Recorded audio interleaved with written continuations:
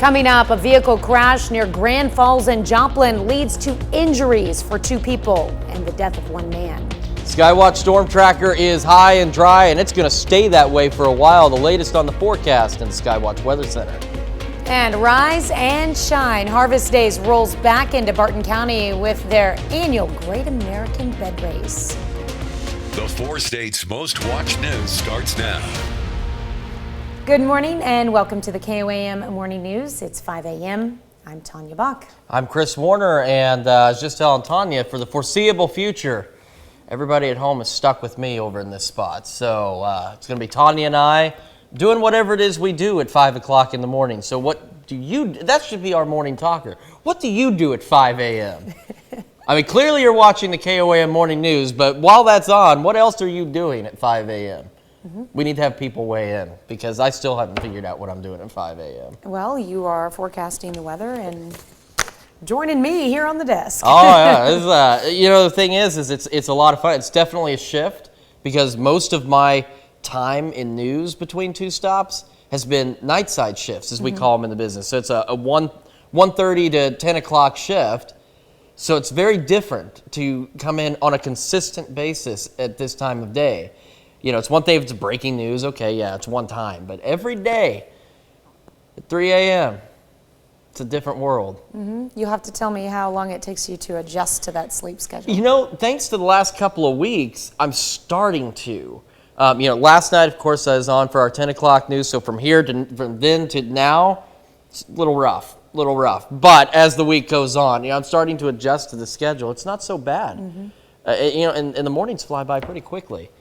Well, everyone watching us this early is obviously used to getting up this early, so. That's true. Yeah. That's true. So that's why I want to know. That's why I know our producers are listening. Tomorrow, our morning talker needs to be, what do you do at 5 a.m.? Because I need to find out what everyone's doing at 5 o'clock in the morning, because that's just not my thing. I've never really been up at 5 a.m. in my life before. So, but it's a lot of fun, and it's going to be great being here for the next while. Don't know exactly how long it's going to be, but I'm here to stay for a little bit. So Sounds good to me. I'm all right with it. As long as you're all right with it, too. I'll hang out with y'all for a while. And the forecast, man, I feel bad. I feel like I brought bad news. We got heat advisories for a good chunk of southeast Kansas through tomorrow at 8 o'clock because it's going to be unpleasant. We are starting today at a relatively pleasant situation, 73 degrees. But that's not going to last. The sun's going to come out because that's what the sun does in the morning, is it does come out. And as it does, it's going to push temperatures into the mid-90s under those sunny skies. Not really going to do a lot of cooling off tonight. Well, it's not going to be bad. 70s again. But the 7-day forecast has really bad news in it. And we'll get to the long range and what else you can expect for the day, because I'm going to tell you the forecast is going to take about 30 seconds today. Everyone wants to blame the heat on you, but they can't. They know. I did my best to not have this happen. I ran a fan all night long and everything. It just, unfortunately, it didn't work. So if you've got, that's another morning talker. What would you do to cool the temperatures down? For sure. I don't know. How do you stay cool? Yeah. See, we got some great questions. All right. We have a good question today, too, so you'll have to stay tuned for that one. All right, 1 man dies following a crash near Grand Falls in Joplin. The crash happened on Riverside Drive, just west of the falls. Joplin police report states the crash was around 2 a.m. on Saturday and involved 3 people. 2 people were transported to nearby hospitals, one being in serious condition and the other in stable condition with minor injuries. The 3rd victim was reported deceased at the scene. The victims' names are not being released at this time while the crash is pending further investigation. 4 people are injured following a serious crash in East Joplin. Just after 4 p.m. Saturday, 2 vehicles crashed on East 20th near Rex Avenue. Joplin police and fire as well as METS responded to the scene. A car going westbound struck a pickup that was turning north into a business. 4 people were transported to area hospitals. Traffic was disrupted along East 20th, just west of Rex Avenue, for nearly 2 hours for the crash investigation. With temperatures expected to rise, the city of Joplin is opening its cooling centers, and there will be 3 locations in the downtown area that will be open. They will be at City Hall at 602 South Main, the Health Department at 321 East 4th, and at the Public Safety Center at 303 East 3rd Street. Those centers will be open Monday through Friday from 8 a.m. to 5 p.m. Fire crews in Joplin battle a house fire in the city's East Town neighborhood. High winds fan the flames as they burn the home on the 1600 block of East 3rd. The fire was so intense, the fire department sounded a second alarm for more manpower. Neighbors say everyone made it out of the home safely. Authorities say the fire originated in the breezeway and was likely caused by improperly discarded flammable materials. President Biden is back at the White House after a 4-day visit to the Middle East. The White House calls it a success, but comes amid controversy. Skylar Henry has more. President Biden deflected blowback since fist-bumping Saudi Arabian Crown Prince Mohammed bin Salman. Do you regret the fist bump, Mr. President? Why don't you guys talk about something that matters? Critics say the president went against his campaign pledge to make the kingdom a, quote, global pariah after U.S. intelligence officials concluded MBS signed off on the operation to kill Washington Post journalist Jamal Khashoggi in 2018. I just don't believe that we should be maintaining a warm relationship with a dictatorship like that. The administration argues there's a need for stability and working relationships in the region, especially as it continues to address soaring oil costs. While the Saudi visit brought no immediate breakthroughs, White House energy advisor Amos Hochstein told Face the Nation he believes more global supply is possible. Based on what we heard on the trip, I'm pretty confident that we'll see a few more steps in the coming weeks. Despite gas prices falling for the fourth week straight, Republicans called on the administration to do more here at home to get them even lower. President Biden is flying to the Middle East and fist bumping with murderers and despots, asking for more supply. What he could do is open up the Keystone Pipeline. Now, coming up later in the week is the next scheduled January 6th House Committee public hearing. The hearing comes after reports of missing text messages on January 5th and 6th from the Secret Service. Golden City Harvest Days is nothing to snooze about. The festival rolled into top speed with its annual Great American Bed Race. It's not like most races you've seen. These race beds are made of an iron bed frame on wheels and part of an old motorcycle. The team who wins first place gets a trophy and a cash prize. There's also a cash prize for the team who is best dressed. We revived it here about 8 years ago with new beds. We provide the beds, and those 2 beds today were 2 iron beds and 3 motorcycles, and that's what we came up with. Nice. This annual festival has been going on for over 100 years. The name started as Golden Harvest Reunion and then changed to Golden Harvest Days in the 1980s. Coming up in our next half hour, Carrie Worthen pulls back the covers on this annual event. We are starting out pretty nice this morning. Most of us are in the, look, we've even got 67 in Iola, everybody else in the lower 70s. As we progress through the day, the sun will come out and it will shine brightly, warming temperatures into the lower to mid 90s.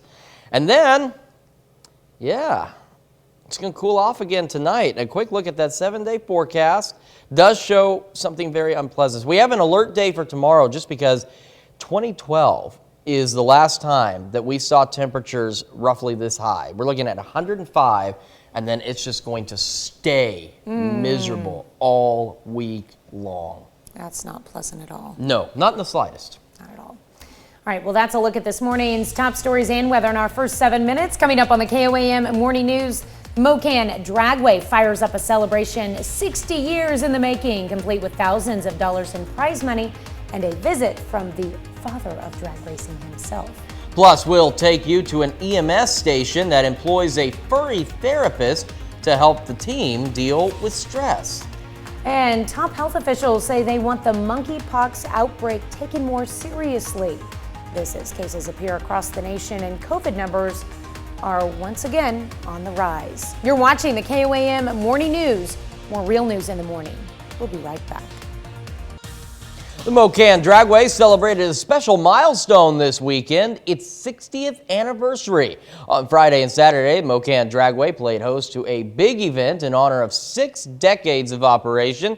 Professional racers from across the Midwest rolled into Asbury over the weekend to compete for over $35,000 in prize money. There's also fireworks, food trucks, and a legendary special guest, Don Garlitz, who is considered the father of drag racing.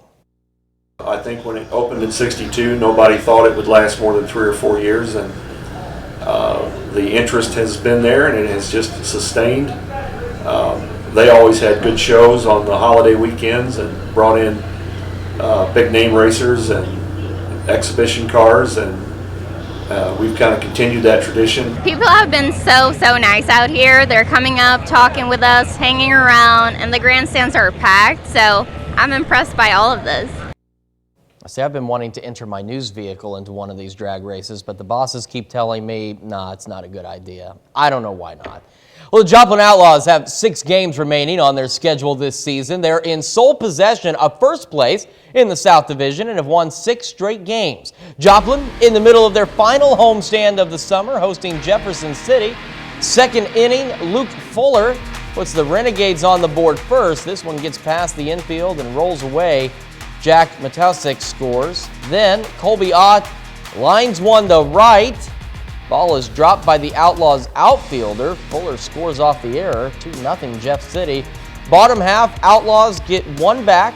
Bases loaded for Liam Bailey. Check this out. He pops it up to left. Sac fly.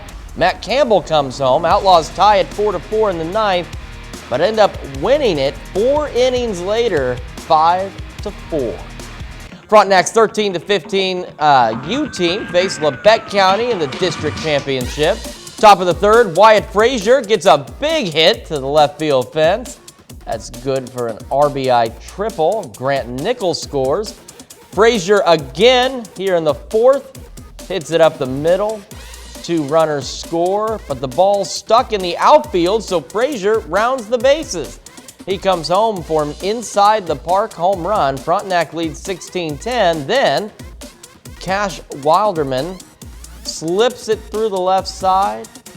Few more score, and Frontenac blows by Labette County 24-11. They're district champs and advance to the state tournament next weekend. Kansas City Royals close out a 4-game series with Toronto. Royals have runners on the corners in the 1st. Edward Oliveras drops one into shallow center. RBI single scores Nicky Lopez. Next inning, Nick Prado, called up this series because of the Royals' shorthanded roster, goes deep for a solo home run, his first major league homer. Skipping ahead to the 8th now. Game tied at 2. Alejandro Kirk crushes a 2-run go-ahead home run.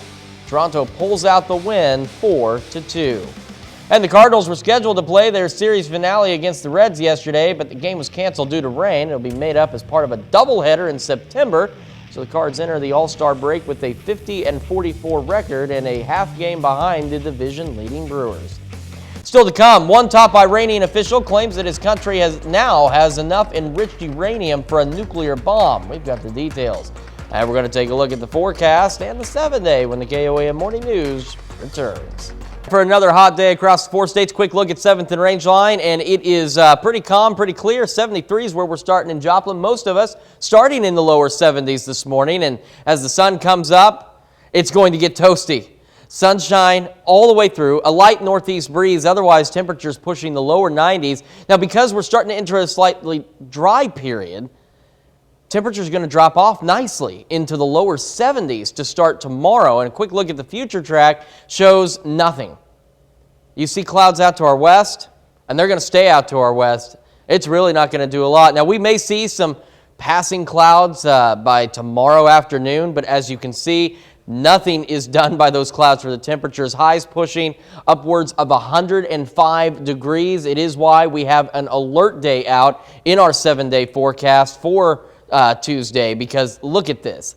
Hundreds across the board. It's going to be hot, it's going to be miserable, it's going to be unpleasant, but humidity and dew point levels should remain somewhat in check, which does mean that heat index values, knock on wood in the 4 states, should not get out of hand for the upcoming week, but the afternoon temperature is getting out of hand all on their own without any help from the humidity.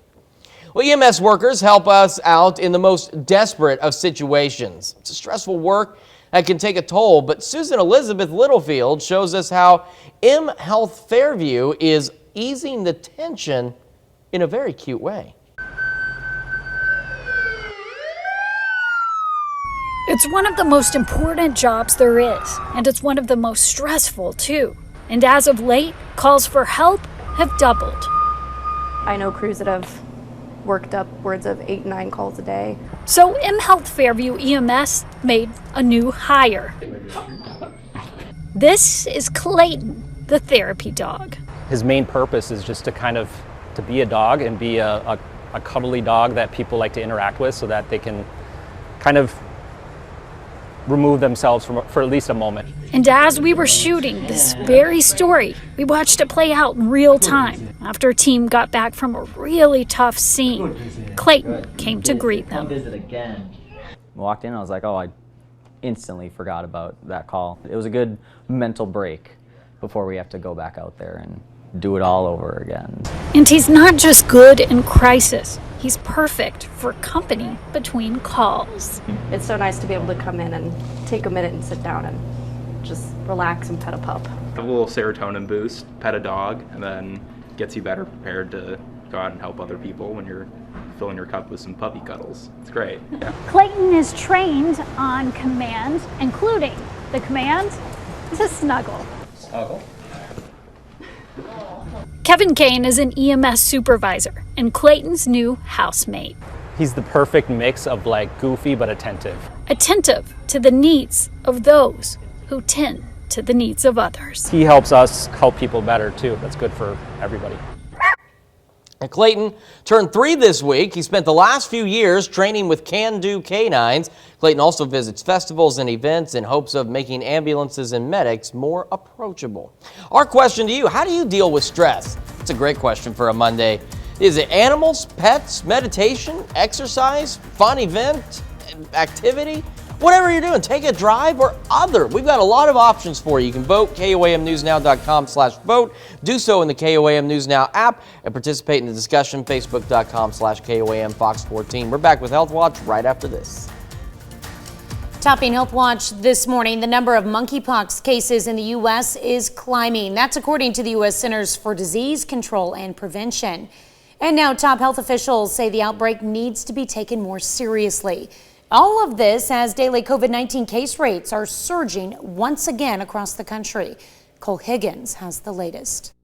Monkeypox has been detected throughout most of the U.S. According to the U.S. Centers for Disease Control and Prevention, there are cases in at least 45 states and jurisdictions. And now the CDC reporting there are at least 1,814 probable or confirmed monkeypox cases across the country, causing some top health officials to warn the window to contain the virus may already be closed. We made a lot of the same mistakes that we made with COVID with this, having a very narrow case definition, not having enough testing. And while it's not going to explode because it's harder for this virus to spread, it's probably going to be persistent. You'll have this as a sort of a fact of life. Worldwide, monkeypox cases surpassing 12,000, and officials say the real numbers are likely higher. You're always probably looking at what might be, we don't know, the tip of the iceberg. So that's the reason why we've got to get the testing out there in a much more vigorous way.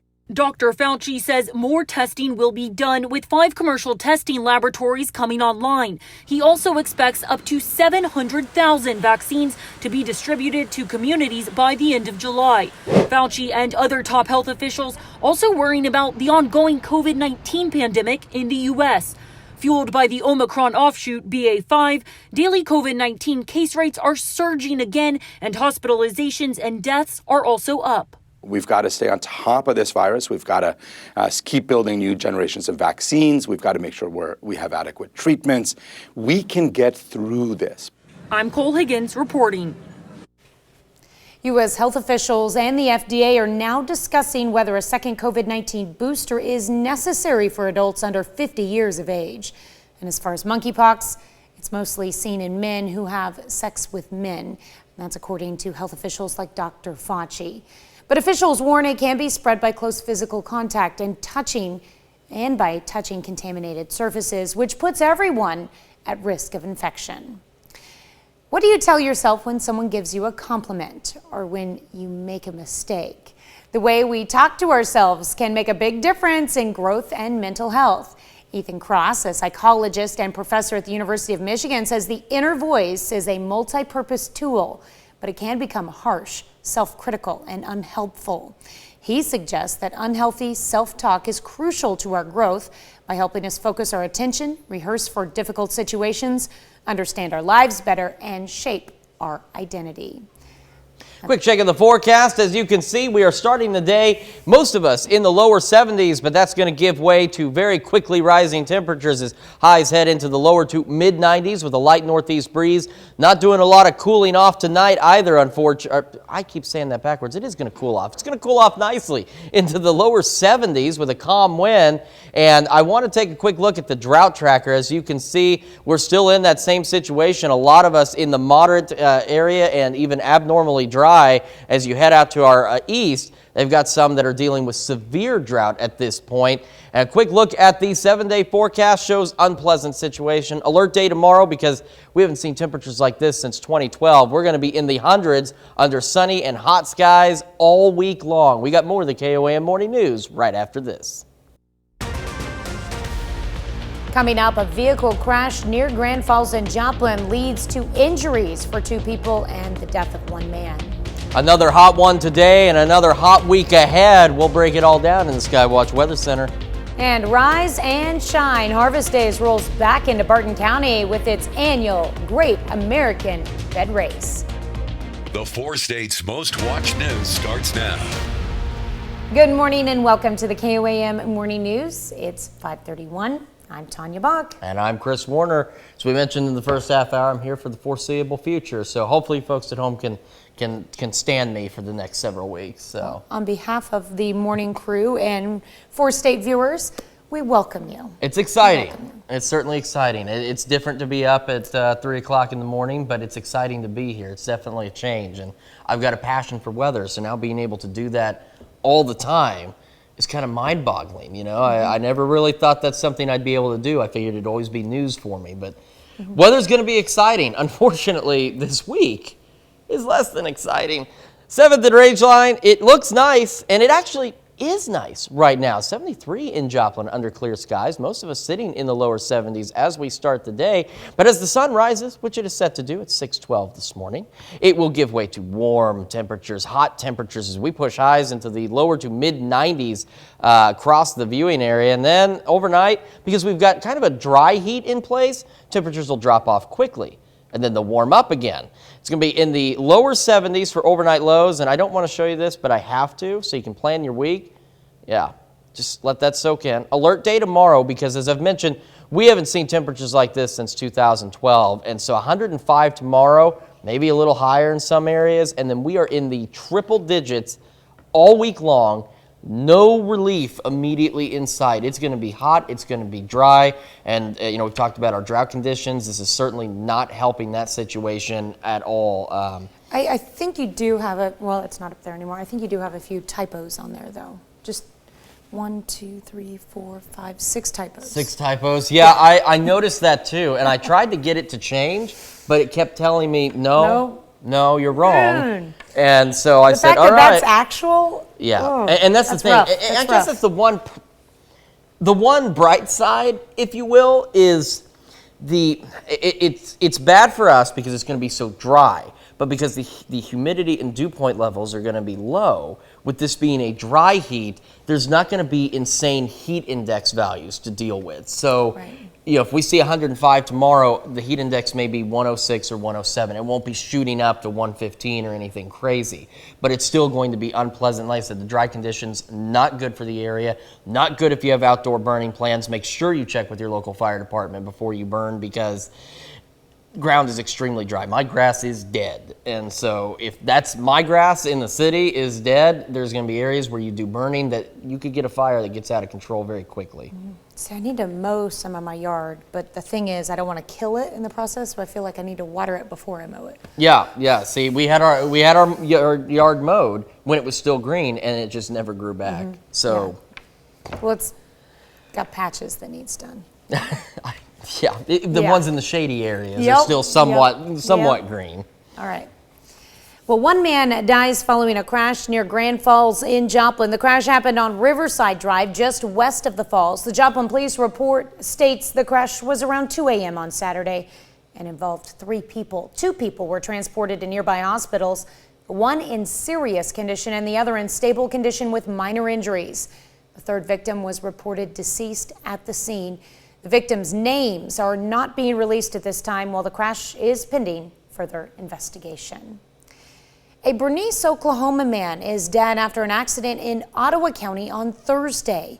Authorities say at around 6:13 p.m., 66-year-old Jeffrey Blysath was traveling north on County Road South 520 near Afton when his vehicle left the road, hit a culvert, and flipped. Blysath was ejected from the vehicle and died at the scene. Visitors who stopped by the Quapaw Farmers Market shopping for fresh produce also had a chance to help tribal members. The Quapaw Farmers Market offers such things as baked goods and fresh vegetables. Also at the market, the Quapaw Nation Cancer Awareness Team. The team set up a booth to sell t-shirts and homemade goods. They're raising money for tribal members and families who are battling cancer. This is one of many fundraisers the team puts on throughout the year. It helps them out with travel expenses. It gives them a relief, I do believe. I have one of them that is very close to me that we helped out last year, and it was a relief to them to be able to come to us and get help from us because they traveled to St. Jude. The next fundraiser will be a golf scrambler on August 14th. Golden City Harvest Days annual bed race is back, and it's not the type of race you'd expect. Participants of this year's race compete for trophies and a cash prize, but gain more than just physical rewards. KOAM photojournalist Carrie Worthen was there for the excitement. Go, go, go, go, go. It does bring the community together. I think a lot of people look forward to it. One of the things that we've heard time and again is the memories that are made, the kids in particular. The people are the brakes. Where's the brakes? Your people Oh, are the brakes. I definitely should have been in the back because being in the front, I was just trying to run him. I couldn't run any faster because a bar was in the way, so it just kept clipping my knee and I couldn't go anywhere, but I still think we did pretty good. 1772. So good job, guys. Good job. I think that the Golden Harvest Days is like a really fun time, like a good time for like everyone in the town to come and bond together and just enjoy a couple days with like the best the town has to offer, kind of like food and fellowship and fun. You know, just good old-fashioned entertainment. Or make it walk, or possibly run. It sucks a little bit, but I'm competitive. I don't like to lose, but it happens. Can't win them all. Thought we were gonna lose, but then when we turned out ahead of them and we somehow set the first place record, I thought that was amazing. It was it was very unexpected. Digging that trophy. Well, the festival has been creating lifelong memories for participants for more than 100 years. You can learn more about the festivities on our website at KOAMnewsnow.com. Quick check of the temperatures as you head out the door this morning or as you wake up. We're sitting in the lower 70s across the board. Sun will rise at 6:12 a.m. After it does, temperatures will rise quickly into the lower to mid-90s with a light northeast breeze and then cool it off nicely because we have a bit of a dry heat. So we're going to be dipping back into the lower 70s. So maybe give your AC a bit of a break as we head into the overnight. And then we've got triple digits all week long. All right. Well, it's not all right. I know. I'm like, well, you know what? We are going to enjoy today before we hit those triple digits tomorrow, right? We're going to certainly try because it's going to get just miserable the rest of the week. Well, if it makes you stressful, stresses you out the heat. This morning we are discussing stress relief. And meet Clayton. He's a therapy dog for M Health Fairview in St. Paul, Minnesota. Everyone working for the M Health Fairview EMS has roles and assignments, and Clayton is no different. His job is to be a dog. When the EMS comes back from a job, and this is a job that can be especially stressful, Clayton simply comes out to greet the team. Almost immediately, the team finds themselves relaxed and worrying only about the new task at hand, spending time with their four-legged team member. So what about you? Our question, how do you deal with stress? And we've got a lot of options here. Animals, pets, fun event activity, meditation, taking a drive, exercise, or other. 45% of you say you relax with animals and pets. Whoa, look at those numbers change. People are voting. So now 41%, 51% say other, 8% say exercise. You can vote KOAMnewsnow.com/vote. Do so in the KOAM News Now app. Take part in the discussion, Facebook.com/KOAM Fox 14. All right.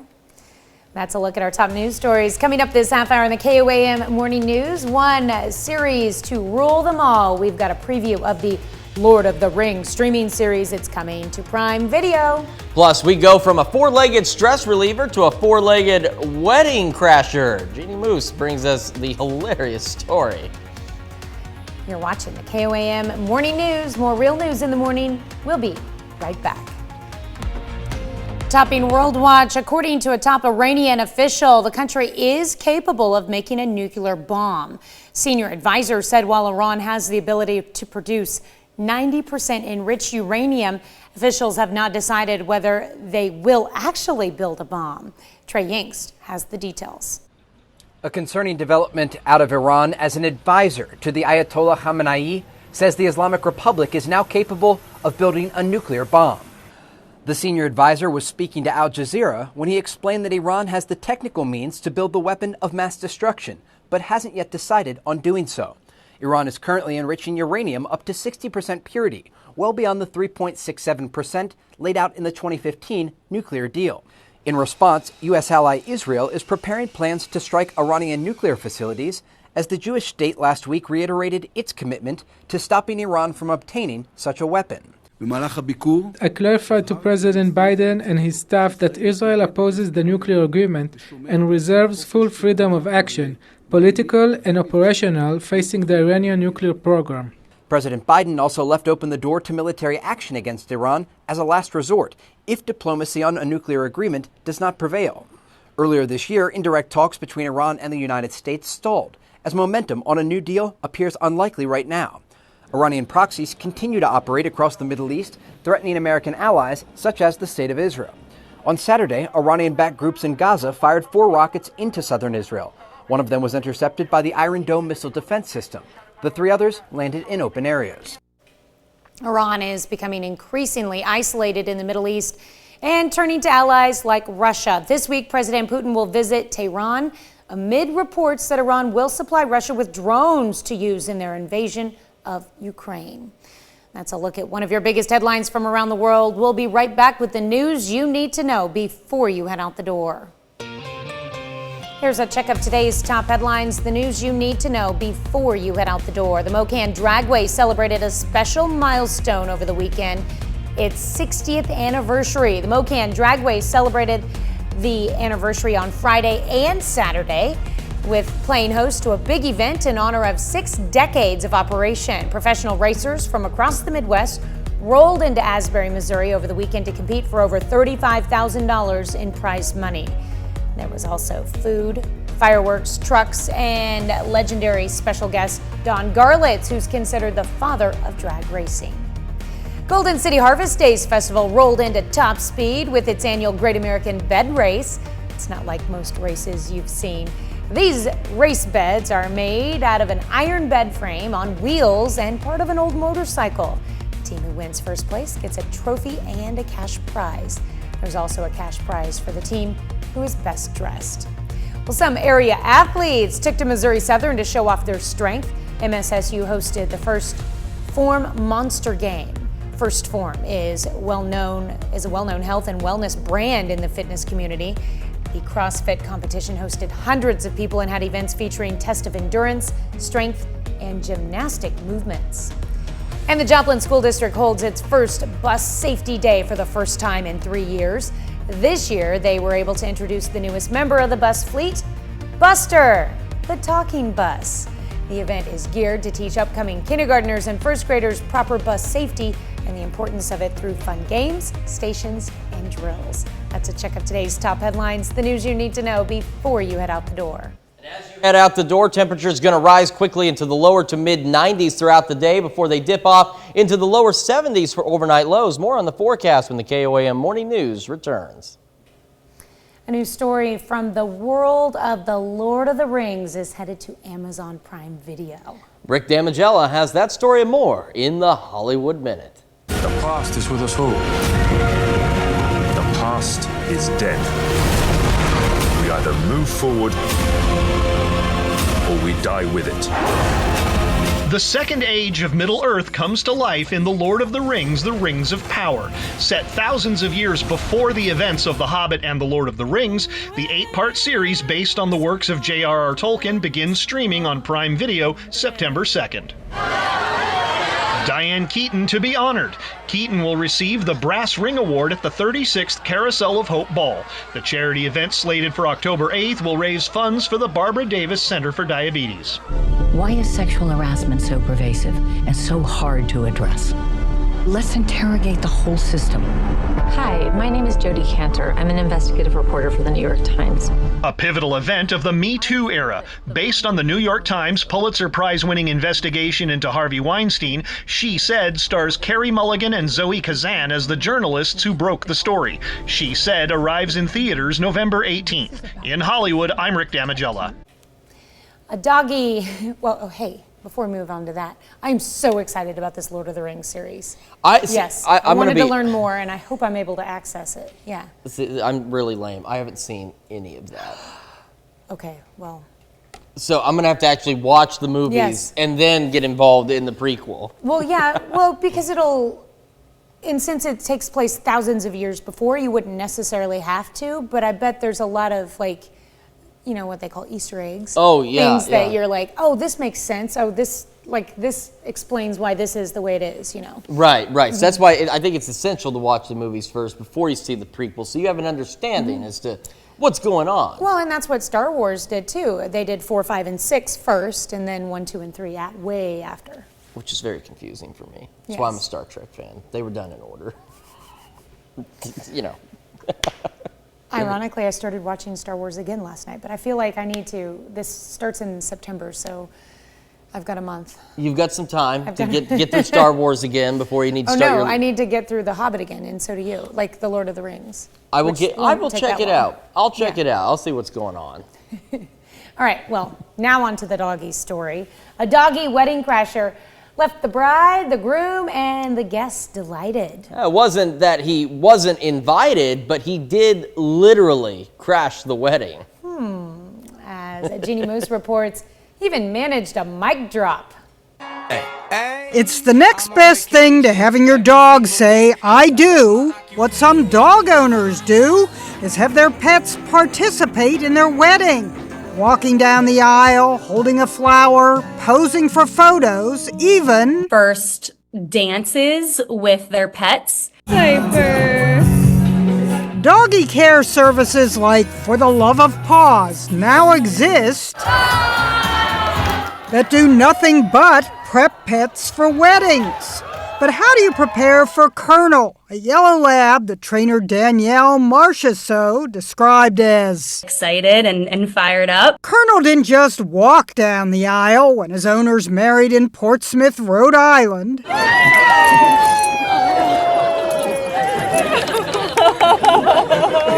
Colonel comes whipping up. What is going through your head? Oh my God, my dress. The bride, Kate Gweno, says the groom protected the dress at all costs, placing himself between his bride and their dog, but no one protected the mic.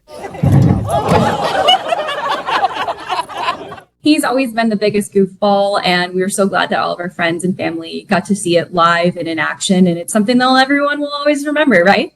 Absolutely. Kate says she and her now husband, Drew, are obsessed with their dog and decided there was no way they'd get married without having him there. But when Colonel jumped up on her dress in the middle of the vows... At which point, that was where we said, Colonel, it's time for you to go. He was escorted away by his trainer. Weddings are supposed to be where you put a ring on it. But in this case, the groom reached in his jacket and pulled out a rawhide treat. Jeannie Moose, CNN. New York. I was just just happened to have a excited. rawhide in his jacket there. I mean, I might have one around here because you gotta keep him at bay somehow. You never know what He you'll was have in your super pocket. excited about that though, Yeah. so yeah, nothing wrong with that. He was excited to have that new addition to the family. Oh, Yeah. absolutely. He certainly was. Hey, you know what we've got for you after the break? A check of the forecast. We're starting off pretty cool this morning across the 4 states, all of us in the lower 70s to get the day underway, but dry heat means it's going to warm up pretty quickly from there. The afternoon highs pushing the lower to mid 90s rather, under, as you can see, sunny skies with a light northeast breeze. Going into the overnight, we remain clear. And temperatures, because of, again, dry heat, they're going to drop very quickly into the lower 70s as we start the day tomorrow. Unfortunately, those lower 70s aren't going to, be much respite. The future track, there is nothing to show on it, to be perfectly honest with you. But we do want to show you the drought tracker real quick, because as you can see, a good chunk of us still in the dry to moderately dry, which is not good. And a look at that 7-day forecast shows us why. Alert day tomorrow, because it's going to be very hot, temperatures we haven't seen in several years, triple digits all week long. More when the KOAM Morning News returns. Coming up, a serious crash in Joplin causes 4 to be injured. We've got heat advisories for some of us in southeast Kansas. We'll break down the full forecast in the Skywatch Weather Center.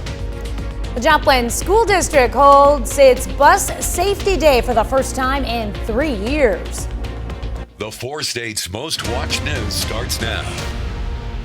Good morning and welcome to the KOAM Morning News. It is 6 a.m. I'm Tanya Bunk. I'm Chris Warner. As we mentioned, heat advisories for some of our friends in southeast Kansas. These run until 8 o'clock on Tuesday. Right now, though, sun is rising. We'll do so officially in about 12 minutes. Before it does, we are sitting pretty nice, 72 in Joplin right now, most of us in the lower 70s, but once that sun gets high in the sky, those temperatures rise right behind it, pushing into the lower to mid 90s with a light northeast breeze, clear skies all day, temperatures dropping into the lower 70s overnight, and unfortunately in the week ahead, it's not going to be any better. Alert day tomorrow, we've been mentioning this, and it's just important to stress, we haven't seen temperatures like this in about 10 years. Oh, wow. And that's why we've got the alert day Tuesday, 105 for the high, and then triple digits all week long. It's going to be dry, it's going to be hot, it's not going to be good for burning, and it's not going to be good for our drought conditions either. No, it's going to be miserable for anybody who has to work outside this week too. So absolutely. Please drink lots of fluids, wear proper clothing and sunscreen. Just take every precaution you can. And of course, if you're doing any burning, check with your local fire department just to make sure it's okay to do so, because the ground has been exceptionally dry for several days. I mean, I know we've seen some rain showers, but it has not been enough. And the ground is still very dry. So don't let the little bit of rain we've seen fool you into thinking, oh, it's okay. It's most likely not okay. All right. Thank you so much, Chris. Well, 4 people are injured following a serious crash in East Joplin. Just after 4 p.m. Saturday, 2 vehicles crashed on East 20th near Rex Avenue. Joplin police and fire as well as Mets responded to the scene. A car headed westbound struck a pickup that was turning north into a business. 4 people were transported to area hospitals. Traffic was disrupted along East 20th just west of Rex Avenue for nearly 2 hours for crash investigation. 1 man is dead following a crash near Grand Falls in Joplin. The crash happened on Riverside Drive, just west of the falls. Joplin police report states the crash was around 2 a.m. Saturday and involved 3 people. 2 were transported to nearby hospitals, 1 in serious condition and the other in stable condition with minor injuries. The 3rd victim was reported deceased at the scene. The victims' names are not being released at this time while the crash is pending further investigation. A Bernice, Oklahoma man is dead after an accident in Ottawa County on Thursday. Authorities say at around 6:13 p.m., 66-year-old Jeffrey Blysath was traveling north on County Road South 520 near Afton when his vehicle left the road, hit a culvert, and flipped. Blysath was ejected from the vehicle and died at the scene. 4 years ago, Sarah Burton disappeared in Joplin. She was last seen on July 16th in Joplin, 2018, and was reported missing on July 20th. Since then, authorities have conducted searches across the 4 states on land and in the water. They've come up empty, but the search continues. Officials continue to look for answers and believe there's someone out there who knows what happened. Anyone with information is asked to call the Joplin Police Department. Cherokee County judge sentenced a man to prison for a 2019 attack. Authorities say 63-year-old James Hignite held a woman against her will at a rural location outside of Galena during a multi-day attack. Hignite pled guilty to 2 counts of aggravated battery and 1 count of aggravated domestic battery. He is sentenced to more than 10 years in prison. Pittsburgh man has been sentenced in connection with a drive-by shooting in Pittsburgh in 2020. Authorities say they received a call from a woman when a car pulled up beside her. They say Dakota Schmidt started yelling at her and pulled out his gun. The car was shot at, but only the back window of the car took damage. Schmidt was charged with aggravated assault and use of a deadly weapon. He was sentenced to 32 months in prison, but will receive credit for time served. Fire crews in Joplin battle a house fire in the city's Easttown neighborhood. High winds fan the flames as they burn the home on the 1600 block of East 3rd Street. The fire was so intense, the fire department sounded a second alarm for more manpower. Neighbors say everyone made it out of the home safely. Authorities say the fire originated in the breezeway and was likely caused by improperly discarded flammable materials. And a Delaware County, Oklahoma man pleads guilty to sexually abusing 3 boys, crimes that began decades ago. Jeffrey Cunningham pled guilty to 3 counts of aggravated sexual abuse of a minor under the age of 12 in Indian country. Authorities say Cunningham admits to sexually abusing the children in the late 1990s, in 2003, and in 2011. The victims were 9, 10, and 12 years old at the time of the crimes. Joplin School District holds its first Bus Safety Day for the first time in 3 years. This year, they were able to introduce the newest member of the bus fleet, Buster the Talking Bus. The event is geared to teach upcoming kindergartners and first graders proper bus safety and the importance of it through fun games, stations, and drills. This will also help first day jitters, like kids getting on the bus for the first time on the first day of school, something real giant when the bus comes to a stop and they're afraid to get on. This will kind of help relieve that stress a little. We'll hear from Joplin School District's Assistant Superintendent of Operations later in the show. Miners Hall Museum had a panel of former ARMA residents to tell the story of their time growing up in ARMA during their childhood and teenage years and working for local restaurants and drive-in movie theater. This program is presented in conjunction with the quarterly exhibit Little Balkan's Coal Camp. Been a lot of fun, and some of the people here today went to high school with my mom and dad. I've known them all my lives, and it's funny too to look back and see kids I went to high school with that are here today, friends of my sisters. So it's been a lot of fun to catch up with everyone and see the interest that they have by coming out to these events. ARMA has a rich history of Balkan residents and was said to have a 50% Balkan residency.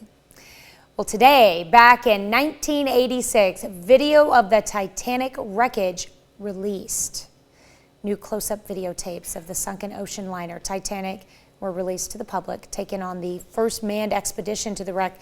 The videotapes were stunning in their clarity and detail, showing one of the ship's majestic grand staircases and a coral-covered chandelier swinging slowly in the ocean current. At the time of its launch, the RMS Titanic was the largest ocean liner ever built, measuring nearly 900 feet long and 150 feet from its waterline to its highest beam. It was considered unsinkable, owing both to its vast size and its special construction. Yeah, unfortunately, of course, it wasn't unsinkable. And I do remember, 1986 when they found the Titanic. Robert Ballard did. And so as a kid, I had a very strong interest in the Titanic. Oh, me too. At Cecil Floyd in Joplin, our library there at the school, we had a bunch of books on the Titanic, maps, drawings, not maps, but drawings of it, renderings, and it was just very fascinating stuff to read. So the Titanic is very interesting. And we posed the question last week, what if it never sank? Mm-hmm. Then you wouldn't have the unsinkable Molly Brown. That's true. All of this mystique around Titanic would not exist. All these legends from Titanic wouldn't exist. James Cameron would have had to have come up with something else to talk about in 1996. Yep, all those teenage girls would have had to fall in love with someone else besides Leonardo DiCaprio. Yeah, they would have. So see, think history the way it unfolds is how it shapes everything later on. So, True. Speaking of things unfolding, shaping later on, our drought conditions are not looking good. A lot of us in the moderately dry, good chunk in abnormally dry as well. Conditions are not going to improve. Now, the good news is we've got what's known as a dry heat. So today, we may have a bit of a heat index, but tomorrow, you're not really going to see one because of the dry heat. Let's take a look at that 7-day forecast just real quick. You can see we have an alert day for tomorrow because highs pushing 105 and then triple digits just all week long. But as I mentioned, it's a dry heat. So while that's bad for our drought, bad for the grass, it's good in the sense that we're not going to see heat index values pushing 115 or something crazy like that. Temperatures should be about what they are. They're just going to be very unpleasant. Yeah, you can say that again. Unpleasant. Very unpleasant. Try to find a way to stay cool. Yeah, that's all you can do this week is try and stay cool. Yeah. Well, that's a look at this morning's top stories and weather in our first 7 minutes. Coming up on the KOAM Morning News, book banning is a growing trend across the country. We're going to have how some students and authors are fighting back. Plus, another shooting happened over the weekend, this time at an Indiana mall. We'll have all the details that are known about it. And we'll have some tips on how parents can protect their children's eyes. You're watching the KOAM Morning News. More real news in the morning. We'll be right back. Topping Nation Watch this morning, in Indiana, shopping mall is the scene of the latest mass shooting in the U.S. Police say a gunman shot and killed 3 people before he was himself shot by a civilian who was legally carrying a handgun. Harvey Biggs reports from New York. There's violence everywhere you turn and look around. It feels like you're not safe anywhere. Police say a man armed with a rifle opened fire inside the food court of the Greenwood Park Mall on Sunday. 3 people were killed and 2 others wounded before a bystander with a handgun shot the gunman dead. The real hero of the day is the citizen that was lawfully carrying a firearm in that food court and was able to stop this shooter almost as soon as he began. Officials said the injured included a 12-year-old girl. She and the other shooting survivor were hospitalized in stable condition last night. The identities of the victims have yet to be made public, nor have the names of the gunman or the civilian who intervened. I can tell you that he's a 22-year-old male from Bartholomew County, and that is all that I can release at this time. Investigators believe the bystander likely prevented a much larger tragedy. They said the gunman brought several magazines full of ammunition with him to the mall. Harvey Biggs, CBS News, New York. Investigators are still working to develop a possible motive for the shooting. FBI specialists are now at the mall assisting in gathering evidence from the crime scene. That's a look at today's top national story. We'll be right back. Book banning is a growing trend across the country, with more and more school libraries being forced to pull controversial books from the shelves. Michael George looks at how some students and authors are now fighting back. George M. Johnson's bestseller, All Boys Aren't Blue, a nonfiction memoir about race and sexuality, has made Johnson one of the most banned authors in America. I am Black, I am queer, and my book tells the truth about that experience. The American Library Association says it tracked nearly 1,600 book challenges or removals last year, the most ever recorded. Parents are taking their objections to town hall meetings, demanding school libraries pull books discussing race, sex, and gender identity, calling them harmful to children. There is one male and female gender. And to have books that want to teach a student how to be otherwise is not the educational, academic tool that the majority want in our school library. Many of the books that are being challenged are for teens age 14 to 18. They are using the word children because they want it to seem like these books that have heavy topics are being given to 5-year-olds or 7-year-olds, and that's just simply not the case. Authors, including Johnson, are encouraging libraries and bookstores to make it easier for teens to read banned books. The Brooklyn Public Library announced it's allowing readers nationwide ages 13 to 21 to access books digitally for free. The library is calling the campaign Books Unbanned. Some teens are taking action too. In Austin, Texas, 16-year-old Nicole Miltenberger joined Vandegrift High School's Banned Book Club. I think listening to these different perspectives is vital in becoming an adult and having these Uncomfortable conversations are really important so you can critically think about your own beliefs. What do you think when you hear about these banned book clubs coming together? I mean, I absolutely love it. Like it's a beautiful thing to watch the youth be empowered. Putting young people and libraries on the front lines of a growing battle of words. Michael George, CBS News, New York. The American Library Association says the majority of book bans target books about Black or LGBT people. Temperatures are going to be unpleasant today. We've got heat advisories for some of us in southeast Kansas. They run until Tuesday at 8 o'clock. Sky outside, sun's rising, and it is pretty nice to start the day. 72 in Joplin as the sun comes up. Most of us sitting in the lower 70s. And as we transition through the day, the sun rises, and as it does, the temperatures follow right behind it. Highs pushing the lower to mid-90s with a light northeast breeze. Calm winds tonight as temperatures drop off into the lower 70s. Quick look at the future track. There's really nothing to show. There's some passing clouds out to our west, but for us, it stays hot and dry and clear, and that's also contributing to our situation with the drought. A good chunk of us in the moderately dry, and we've still got areas in the dry category. The good news is it's a dry heat, so heat index values are not going to be far off from what the actual temperatures are, which we'll take a look at. Alert day tomorrow because we've got a high of 105, triple digits all week long, but dry, which is not good for the drought. It's not good for burning conditions, but the one positive is no heat index values pushing 115. We've got more of the KOAM Morning News right after this. Topping Health Watch this morning, imagine a world where soon-to-be parents can see their developing fetus in utero anytime, anywhere. Northwestern Medicine and Google have teamed up to try to make fetal ultrasound cheaper, portable, and accessible to all pregnant people around the world. Lauren Victory reports. Start low or start high. Lauren Ratliff is getting a tutorial on how to personally use an ultrasound device connected to a tablet. On the screen, her baby. I was able to move up and down, see a lot of the baby, and it was quick and really easy. Researchers from Northwestern Medicine and Google Health hope to use videos from do-it-yourself ultrasounds to create a form of artificial intelligence that can determine fetal age, position, and even life-threatening conditions without the need for a trained technician. In some low and middle income countries, we know that just differentiating a pregnancy inside the uterus from one outside the uterus is a really important early use of ultrasound. The World Health Organization recommends an ultrasound before 24 weeks of pregnancy, but up to half of all birthing parents in developing countries are not screened at all. About 300,000 women and 2.5 million babies die during pregnancy or after childbirth, with 94% occurring in low and middle income countries. I'm told a standard ultrasound machine could run tens of thousands of dollars, but researchers hope their new system will cost as little as $1,000.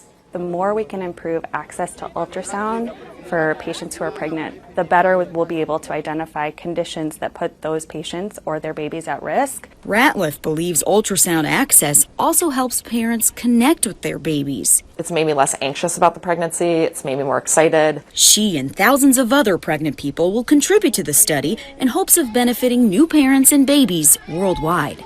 Lauren Victory, CBS News, Chicago. Researchers at Hebrew University developed a new method for identifying Parkinson's disease even in the early stages. Team uses a technique called quantitative MRI to look into the deep brain for changes in tissue structure. Summer vacation can mean more screen time for children, but a new study finds only half of all parents recognize that extra time staring at computers and video games increases the odds of developing nearsightedness. University of Michigan survey finds most parents overlook simple tips for protecting their children's eyes, like spending time outdoors and wearing sunglasses. For children and teens who have vision disorders after a concussion, most will recover on their own within 4 weeks. But the American Academy of Pediatrics says up to a third may need help from a specialist. New AAP guidance helps doctors identify concussion symptoms and their severity. That's a look at some of today's top health stories. You're watching the KOAM Morning News. We have got a nice start to the day. Unfortunately, it's not going to stay that way for very long. We've got some upper 60s. Check out Iola, Fort Scott, even Stockton. But the rest of us are in the lower 70s. The sun is rising, and as it continues to climb high into the sky, the temperatures will do the same thing. Afternoon highs under very sunny skies, pushing the lower to mid 90s with a light northeast breeze. As we head into the night, it's a dry heat, so we're going to be able to cool off very quickly into the lower 70s under a calm breeze. Nothing to show you really on the future track, as you can see heading into the day. We do have the drought that we're watching. We've got moderate dry and moderately dry conditions across the area, and unfortunately no rain on the way to help out with that, as you can see in the 7-day forecast. Alert day tomorrow because the high is around 105. Triple digits all week long, hot, dry, unpleasant, but a dry heat means no crazy heat index value, so that's the one plus. We've got more of the KOAM Morning News after this. Coming up, a serious crash in Joplin causes 4 people to be injured. Temperatures rising this week. We've got heat advisories for friends in southeast Kansas through Tuesday at 8, the latest from the Skywatch Weather Center. And the Joplin School District holds its first bus safety day in 3 years. The 4 states' most watched news starts now. Good morning and welcome to the KOAM Morning News. It's now 6:28. I'm Tanya Buck. I'm Chris Warner. As I was walking from over there to here, I tried to scare Gabe. Gabe's our camera operator. It didn't work. He was very focused on his job. So when I came up behind him and just, Now you have like a new mission. Watch I out, do. Gabe. That's what I'm going to do gunning from for now ya. on. Each time when I'm walking from here to there.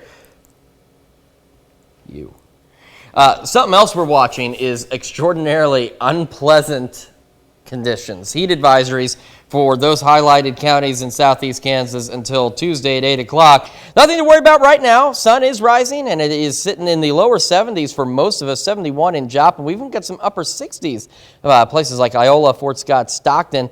Once the sun gets high enough in the sky, the temperatures are going to climb too, and we're going to be seeing them get into lower 90s to mid 90s even, with a light northeast breeze. Cooling off nicely because we have it's a dry heat, and I'll go into more detail on that a little later, but because of that, temperatures are going to drop very quickly as we head into the overnight. We're going to see temperatures starting about where they are now, about 70 degrees tomorrow morning, but the week ahead looks very unpleasant. It's going to be very dry and very miserable. But before we get to the week ahead, I want to show you, we are watching the drought situation too. There's a good chunk of us with moderate drought conditions. Further east, they've got severe drought out by West Plains.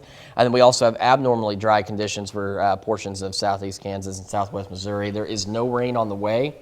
It's going to be very dry, low humidity, low dew point levels. It's going to not be good for burning. It's not good for the grass. It's not good for our farmers. It's not good for a lot of things because of how dry it's going to be.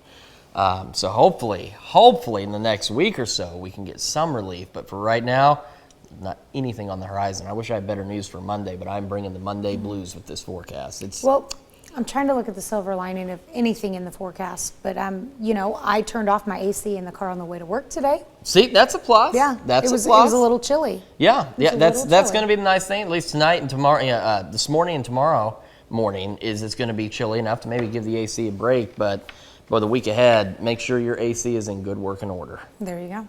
All right, thanks, Chris. Well, 1 man is dead following a crash near Grand Falls in Joplin. The crash happened on Riverside Drive, just west of the falls. Joplin police report states the crash was around 2 a.m. on Saturday and involved 3 people. 2 were transported to nearby hospitals, 1 in serious condition and the other in stable condition with minor injuries. The 3rd victim was reported deceased at the scene. Victims' names have not been released at this time. 4 people are injured following a serious crash in East Joplin just after 4 p.m. Saturday. 2 vehicles crashed on East 20th near Rex Avenue. Joplin police and fire as well as METS responded to the scene.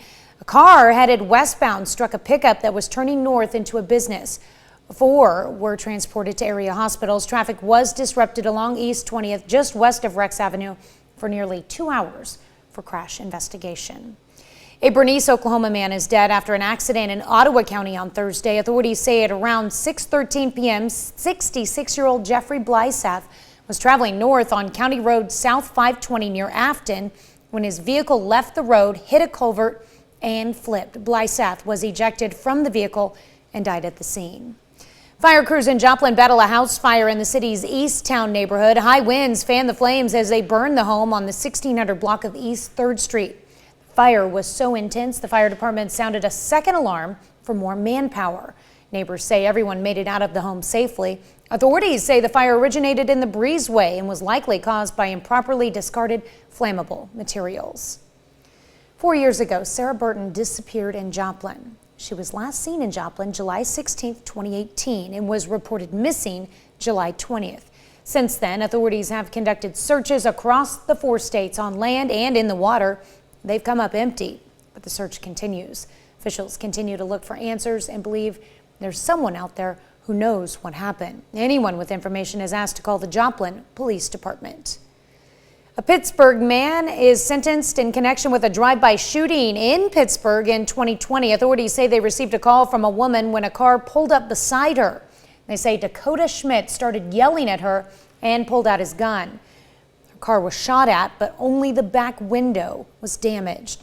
Schmidt was charged with aggravated assault and use of a deadly weapon. He was sentenced to 32 months in prison, but will receive credit for time served. Cherokee County judge sentences a man to prison for a 2019 attack. Authorities say 63-year-old James Hignite held a woman against her will at a rural location outside of Galena during a multi-day attack. Hignite pled guilty to 2 counts of aggravated battery and 1 count of aggravated domestic battery. He's sentenced to more than 10 years in prison. A Delaware County, Oklahoma man pleads guilty to sexually abusing 3 boys, crimes that began decades ago. Jeffrey Cunningham pled guilty to 3 counts of aggravated sexual abuse of a minor under 12 in Indian country.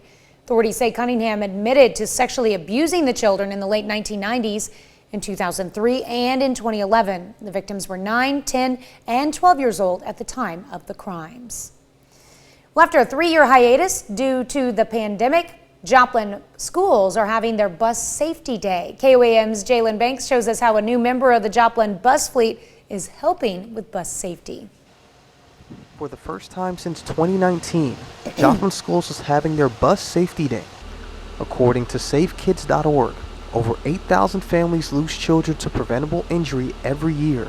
So, Joplin Schools is taking it upon themselves to teach upcoming kindergartners and first graders, along with their parents, proper bus safety through drills, stations, and games. I think the first part is that, we want all our kids to come to school and feel safe. And so the first piece of school they see is the school bus for a lot of them.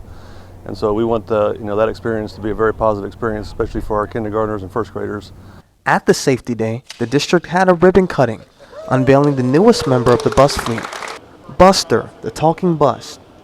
Buster's a remote-controlled miniature bus with a voice modulator that someone speaks through that makes Buster talk. Good morning. My name is Buster. By bringing a more lighthearted approach, Buster was brought along to make those with little to no experience riding the bus more comfortable. This will also help first day jitters, like kids getting on the bus for the first time on the first day of school, something real giant when the bus comes to a stop and they're afraid to get on. This will kind of help relieve that stress a little. With the first day of school just a little over 30 days away, bus drivers, faculty, and parents are hoping to make this the safest school year yet, along with the help of Buster. In Joplin, Jalen Banks, KOAM News.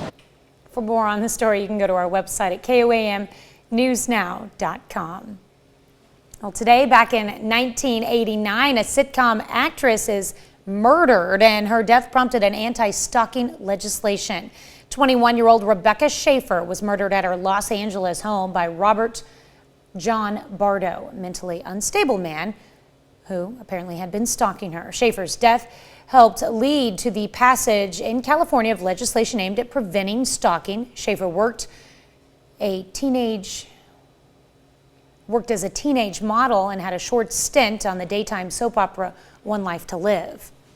However, she was best known for co-starring with Pam Dauber in the television sitcom My Sister Sam. Bardo had written Schaefer letters and unsuccessfully tried to gain access to the set of My Sister Sam before showing up at her apartment. He reportedly obtained the actress's home address through a detective agency which had located it through records via California's DMV.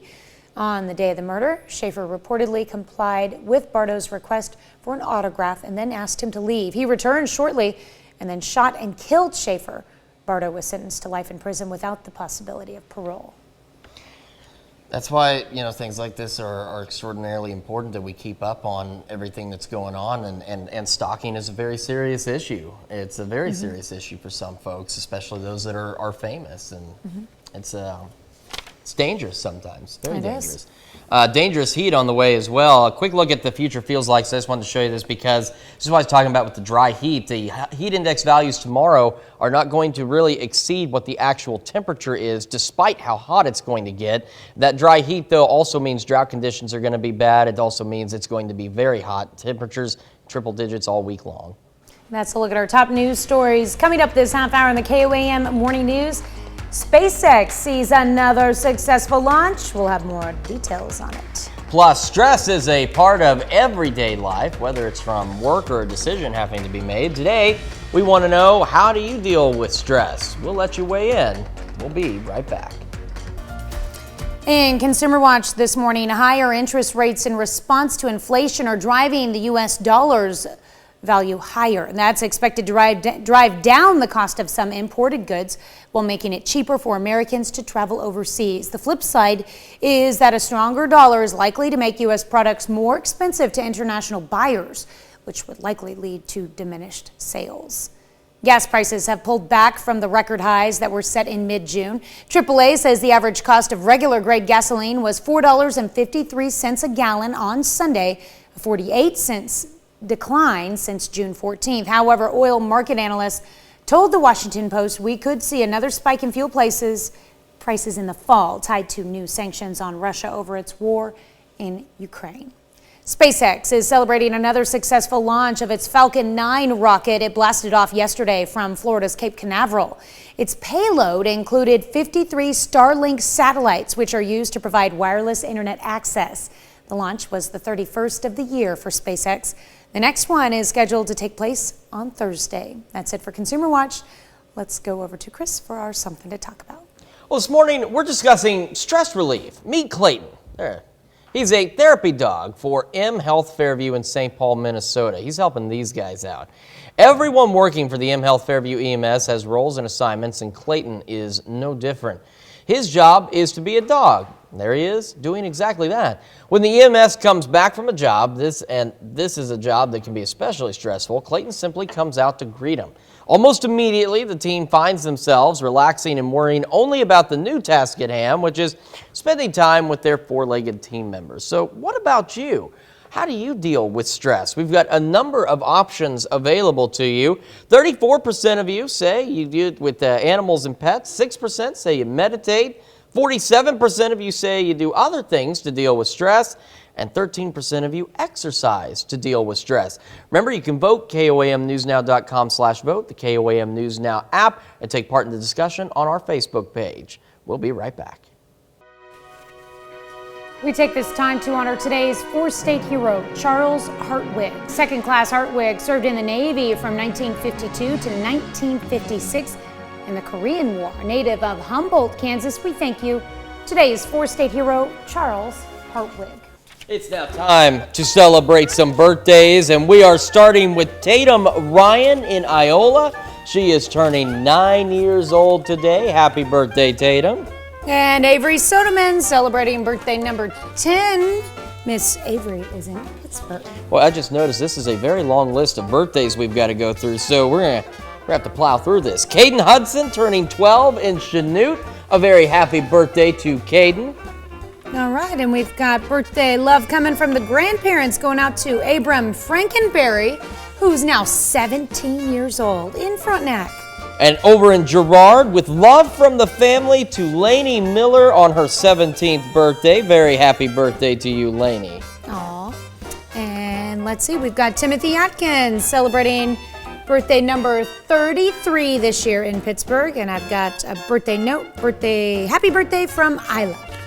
We've also got Kyle Tedlock celebrating his 33rd birthday in Frontenac. Kyle, a happy birthday to you. And Brad Almond in Chanute, turning 46 years old. Look at that. Look at that bird there. Wow. Nice. That's a good looking bird. Remember the other guy last week with the 3? Oh, That's still one. No, it wasn't 3. It was one big turkey. And that's one big turkey right there. But I could say that Mr. Almond is also going to have a good Thanksgiving. Oh, I think so. We've got Mike Ohm turning 59 years old today. Happy birthday, Mike. All right. And Larry Storm is turning 64 years old this year. And that is a big old fish in his lap there. Larry is in Jasper, Missouri. We've also got John LeMasters turning 70 over in the wife's hometown, Carthage. So Carthage, make sure you celebrate Mr. John LeMasters as he celebrates 70 years young on that nice looking hog. And as usual, the party is in the bus. Party's in the bus. And we'll kick it off with a 75th birthday for Miss Vivian Birch Frost. We also have Marlene Clark turning 75 years old in Columbus. Happy birthday.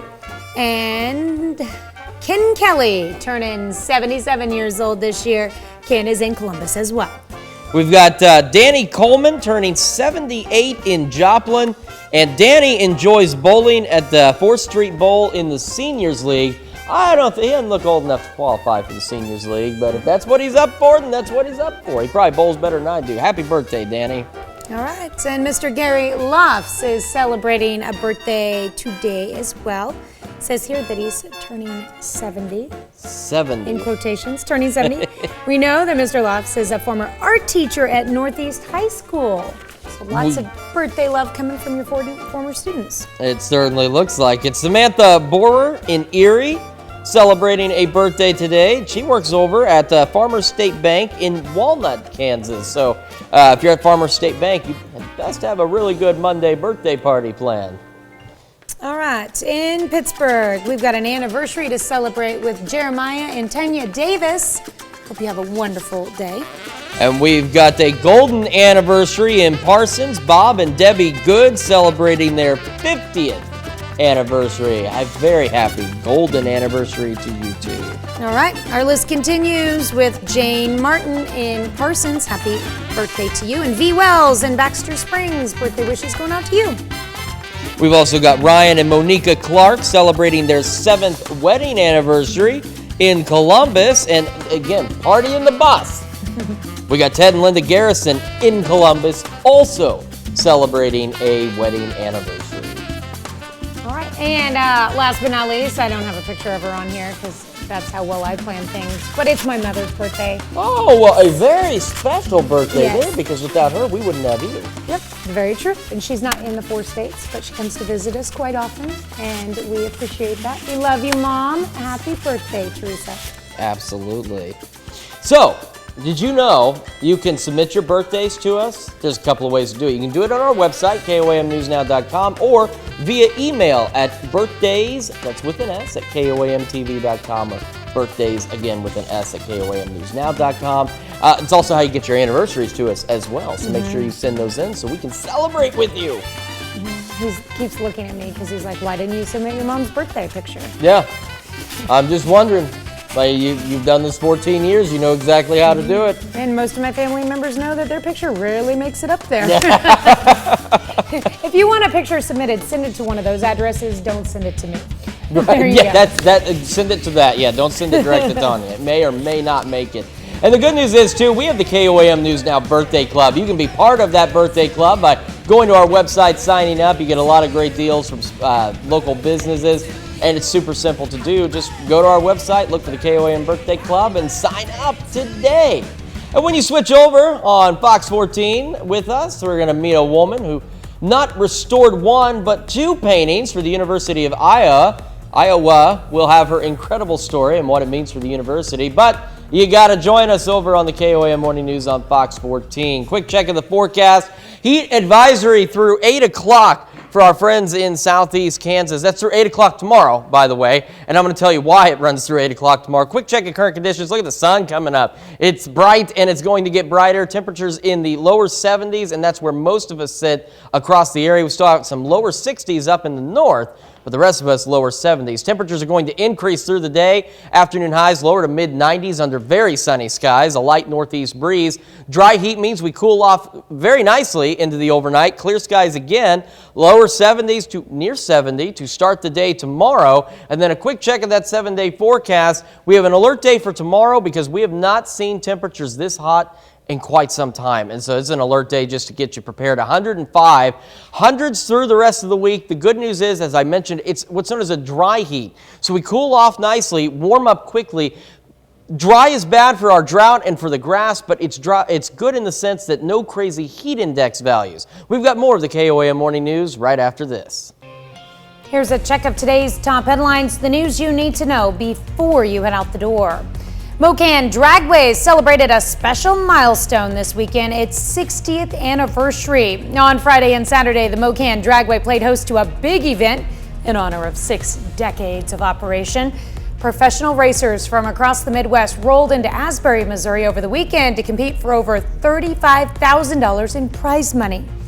There was also fireworks, food trucks, and a legendary special guest, Don Garlitz, who is considered the father of drag racing. And the Golden City Harvest Days Festival rolled into top speed with its annual Great American Bed Race. It's not like most races you've seen. These race beds are made of an iron bed frame on wheels and part of an old motorcycle. The team who wins first place gets a trophy and a cash prize. There's also a cash prize for the team who is best dressed. Some area athletes took to Missouri Southern to show off their strength. MSSU hosted the First Form Monster Game. First Form is a well-known health and wellness brand in the fitness community.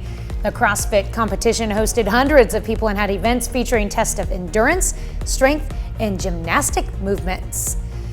Joplin School District holds its first bus safety day in 3 years. This year, they were able to introduce the newest member of the bus fleet, Buster, the talking bus. The event is geared to teach upcoming kindergartners and first graders proper bus safety and the importance of it through fun games, stations, and drills. That's a check of today's top headlines, the news you need to know before you head out the door. Quick look at the forecast as you head out the door. A nice start to the day gives way to very warm temperatures, lower to mid-90s with a light northeast breeze. Cooling off nicely, though, for tonight, dipping back into the lower 70s with a calm breeze. And a look at the 7-day forecast, though, shows the niceness goes away quickly. Alert day tomorrow because it's just going to be so darn hot. 105 for the high, triple digits all week long. It's going to be very dry, very hot, and just plain old miserable. All right. Well, coming up today at noon, we're making Cobb macaroni salad in the Mr. Food Test Kitchen. I'm curious what that is. Your morning news continues, of course, on KOAM with CBS Mornings. And ahead on the show, Adriana Diaz visits an award-winning sailing camp on a mission to help kids of all backgrounds enjoy what's been called an expensive and elitist sport. All right, or you can switch on over with us on Fox 14, where your only local morning news continues. And this morning, we have an update about the man who was pushing a peanut up Pikes Peak with his nose. Oh, I'm excited to find out this update. I'm curious where he is, too. Plus, we're going to take a look at the video game Cuphead and its newest expansion. That's going to wrap it up for now. We'll see you back here tomorrow morning. And we're going to see you and do it all again today at noon.